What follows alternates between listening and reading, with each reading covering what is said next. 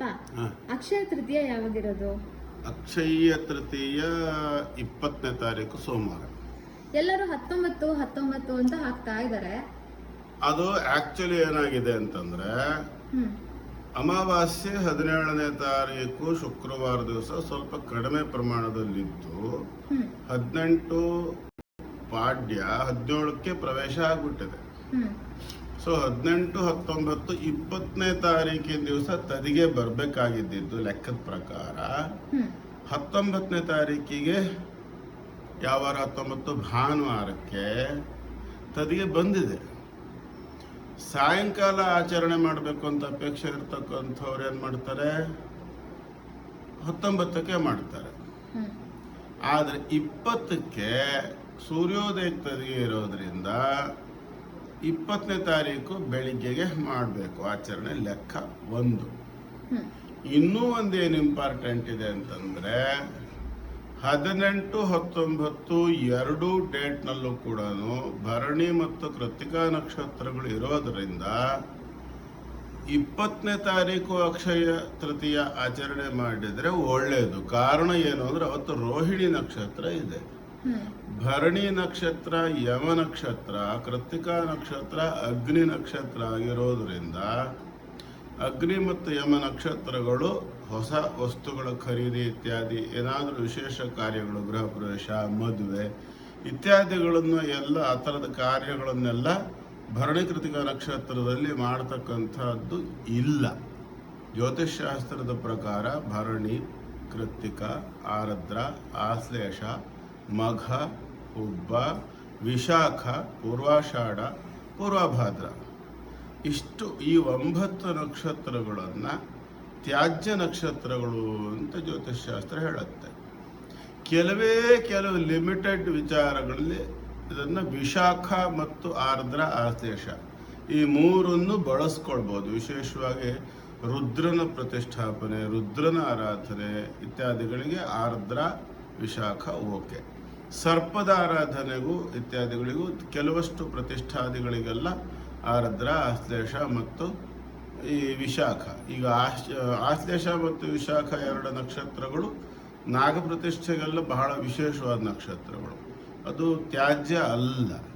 ಕೆಲವು ಸಂದರ್ಭಗಳು ನಾವು ನೋಡ್ಕೋಬೇಕು. ಈ ಸಂಸ್ಕಾರ ಕರ್ಮಗಳು, ಈಗ ಮನೆ ಕಟ್ಟೋಕೆ ಆರಂಭ ಮಾಡೋದು, ಬಾಗಲ್ ನಿಲ್ಲಿಸೋದು, ಬಿತ್ತನೆ ಮಾಡೋದು, ಕೃಷಿ ಕೆಲಸಗಳನ್ನು ಮಾಡೋದು, ಮದುವೆ, ಮುಂಜಿ, ಚೌಲ, ಜುಟ್ಟು ಇತ್ಯಾದಿಗಳು, ನಾಮಕರಣ ಇತ್ಯಾದಿ ಸಂಸ್ಕಾರ ಕರ್ಮಗಳು ಅಂತಾರೆ. ಅದರಲ್ಲಿ 15 ಸಂಸ್ಕಾರಗಳು ಹೇಳ್ತಾರೆ. ಗರ್ಭಾಧಾನ, ಪುಂಸವನ, ಸೀಮಂತ, ವಿಷ್ಣು ಬಲಿ, ಜಾತಕರ್ಮ, ನಾಮಕರಣ, ಪರಿಷ್ಕರ್ಮಣ, ಅನ್ನಪ್ರಾಶನ, ಕರ್ಣವೇಧನ, ಚೌಲ, ಉಪನಯನ ಇತ್ಯಾದಿ. ಆಮೇಲೆ ಸಮಾವರ್ತನ, ವಿವಾಹ ಸೇರಿ ಒಟ್ಟು 15 ಆಗುತ್ತೆ. 16ನೇದು ಅಂತ್ಯಷ್ಟಿ ಅಂತ ತೀರೋದ್ಮೇಲೆ ಮಾಡೋದು. ಅದಕ್ಕೆ ಯಾವುದನ್ನು ಕೂಡ ನೋಡೋದೆಲ್ಲ ಇಲ್ಲ. ಯಾವ ದಿನ ತೀರೋಗಿದೆಯೋ ಅವತ್ತು ಮಾಡ್ತಕ್ಕಂಥದ್ದು. ಸಣ್ಣ ಪುಟ್ಟ ವ್ಯತ್ಯಾಸಗಳಿದೆ ಅದರಲ್ಲಿ. ಹೀಗೆ ಆದರೆ ಈ 9 ನಕ್ಷತ್ರ ನಾನು ಹೇಳಿದ್ದೆ, ಭರಣಿ, ಕೃತ್ತಿಕ, ಆರ್ದ್ರ, ಆಶ್ಲೇಷ, ಹುಬ್ಬ, ಮಘ, ಹುಬ್ಬ, ಆ ನಂತರದಲ್ಲಿ ವಿಶಾಖ, ಪೂರ್ವಾಷಾಢ, ಪೂರ್ವಭಾದ್ರ ಈ 9 ನಕ್ಷತ್ರಗಳು ಹೆಚ್ಚಾಗಿ ಯಾವುದಕ್ಕೂ ಬಳಕೆ ಆಗದೇ ಇರೋ ನಕ್ಷತ್ರಗಳು. ಇಲ್ಲಿ 19ನೇ ತಾರೀಕು ಭಾನುವಾರ ದಿವಸ ಏನಾಗಿದೆ ಅಂತಂದರೆ ಕೃತಿಕಾ ನಕ್ಷತ್ರ ಇದೆ ಅವತ್ತು. ಹಾಗಾಗಿ 20ನೇ ತಾರೀಕು ಸೋಮವಾರ ದಿವಸ ಆಚರಣೆ ಮಾಡೋದೇ ಸರಿ ಅನ್ನೋದು ಜ್ಯೋತಿಷ್ಶಾಸ್ತ್ರದ ಲೆಕ್ಕ, ನನ್ನ ಲೆಕ್ಕ ಅಲ್ಲ. ಇದು ನೆನ್ಪಿಟ್ಕೊಂಡ್ರೆ ಆಯ್ತು ಅಷ್ಟೆ. ಸೊ ಏನೇನು ಖರೀದಿ ಮಾಡ್ಬೋದು? ಏನ್ ಬೇಕಾದ್ರೂ ಖರೀದಿ ಮಾಡ್ಬೋದು. ದುಡ್ಡಿದ್ದವ್ರಿಗೆ ಯಾವ್ದು ಖರೀದಿ ಮಾಡೋದಕ್ಕೆ ಏನಾಗಬೇಕು? ಯಾರು ಈಗ ದುಡ್ಡು ಹೇರಳವಾಗಿ ಖರ್ಚು ಮಾಡೋ ತಾಕತ್ತಿದ್ದವರು ಬಂಗಾರ, ಪ್ಲಾಟಿನಮು, ಡೈಮಂಡು ಎಲ್ಲ ಖರೀದಿ ಮಾಡ್ತಾರೆ. ಪಾಪ ಅವ್ರವ್ರ ಶಕ್ತಿ ಅನುಸಾರ ಬೆಳ್ಳಿ ಬೇಕಾದವ್ರು ಬೆಳ್ಳಿ ಖರೀದಿ ಮಾಡ್ಕೊಳ್ತಾರೆ. ಇವತ್ತು ಬೆಳ್ಳಿ ಮುಟ್ಟೋದು ಕಷ್ಟ ಆಗಿದೆ, ಬೇಕಾಬಿಟ್ಟು ಬೆಳ್ಳಿ ರೇಟ್ ಏರ್ಕೊಂಡು ಕೂತಿದೆ. ಅಂದ್ರೆ ಈ ಶಾಶ್ವತವಾಗಿ ಆಪದ್ಧನವಾಗಿ ಇಟ್ಕೊಳ್ಳೋದಕ್ಕೆ ಬರೋ ವಸ್ತುಗಳನ್ನು ಖರೀದಿ ಮಾಡಬೇಕು. ಯಾವುದು ವೃದ್ಧಿ ಆದರೆ ನಮಗೆ ಒಳ್ಳೇದೋ ಅಂಥದ್ದನ್ನು ಖರೀದಿ ಮಾಡಬೇಕು. ಉದಾಹರಣೆ ಅಕ್ಷಯ್ಯ ಅಂತ, ಅದು ಕ್ಷಯವಾಗದೇ ಇರತಕ್ಕಂಥದ್ದಾದ್ರೆ ಭಾರಿ ಒಳ್ಳೇದು. ಈ ಉದಾಹರಣೆ ನೀವು ಯಾವುದೋ ಬೇಳೆ ಕಾಳು ಎಲ್ಲ ತಗೊಂಬಂದ್ರೆ 4 ದಿವಸಕ್ಕೆ ತಿಂದಾಕ್ಬಿಡ್ತೀವಿ.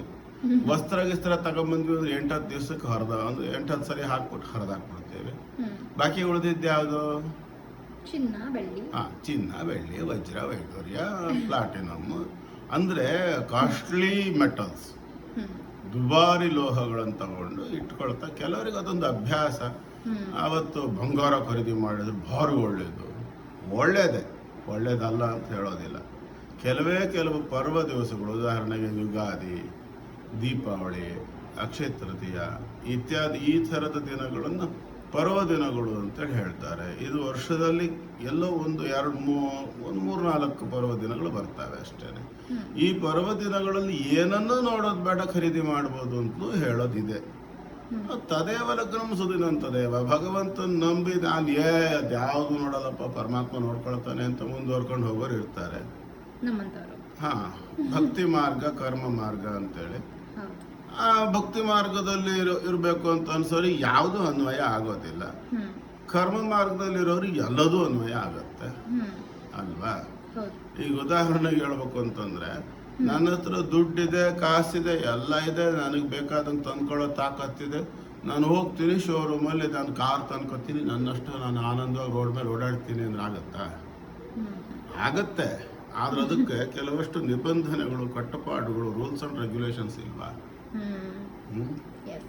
ಉದಾಹರಣೆಗೆ ಇವನ್ ಕಾರ್ ತಗೊಬಂದೆ, ಹೊರಗಡೆ ಅದು ರೋಡಿಗೆ ಇಳಿಸೋಕ್ಕಿಂತ ಮುಂಚೆ ರೋಡ್ ಟ್ಯಾಕ್ಸ್ ಕಟ್ಟು, ಇನ್ಶೂರೆನ್ಸ್ ಕಟ್ಟು, ಆಮೇಲೆ ಅದರದ್ದು ಸೇಲ್ ನೋಟ್ ಎಲ್ಲ ತಗೋ, ಅದಕ್ಕಿಂತ ಮುಂಚಿತವಾಗಿ ನೀನು ಅದು ರಿಜಿಸ್ಟರ್ ಮಾಡಿಸು, ಅದಕ್ಕೊಂದು ನಂಬರ್ ತಗೋ, ನಂಬರ್ ಪ್ಲೇಟ್ ಹಾಕ್ಸು, ಅದಕ್ಕೆ ಮತ್ತೆ ಟ್ಯಾಕ್ಸ್ ಕಟ್ಟು, ಎಲ್ಲಿ ಮತ್ತೆ ರಸ್ತೆ ಮೇಲೆ ತಗೊಂಡೋದ್ರು ಟೋಲಲ್ಲಿ ಹೋದ್ರೆ ಟೋಲ್ ಕಟ್ಟು, ಯಾವ್ದಾದ್ರು ನೋ ಪಾರ್ಕಿಂಗ್ ಜಾಗದಲ್ಲಿ ಕಟ್ಟರೆ ಪೆನಾಲ್ಟಿ ಕಟ್ಟು, ಸಿಗ್ನಲ್ ಜಂಪ್ ಮಾಡಿದ್ರೆ ಪೆನಾಲ್ಟಿ ಕಟ್ಟು.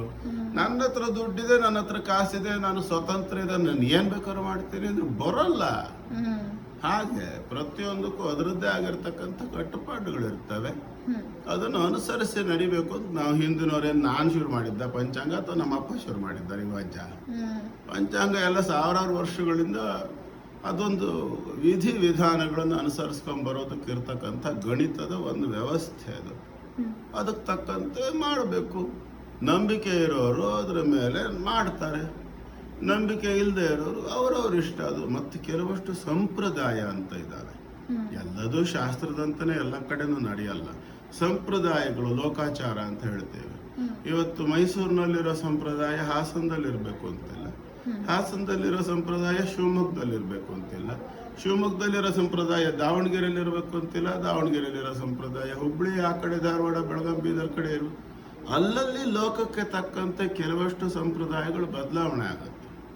ನಿಂಗೆ ಇನ್ನೊಂದು ವಿಷಯ ಗೊತ್ತಾ? ನಮ್ಮ ಕನ್ನಡ ಭಾಷೆ ನಾವು ಮಾತಾಡ್ತೀವಲ್ಲ, ಈ ಕನ್ನಡ ಭಾಷೆಯಲ್ಲಿ ಎಷ್ಟು ವೆರೈಟಿ ಇದೆ ಅಂತ ಗೊತ್ತಾ?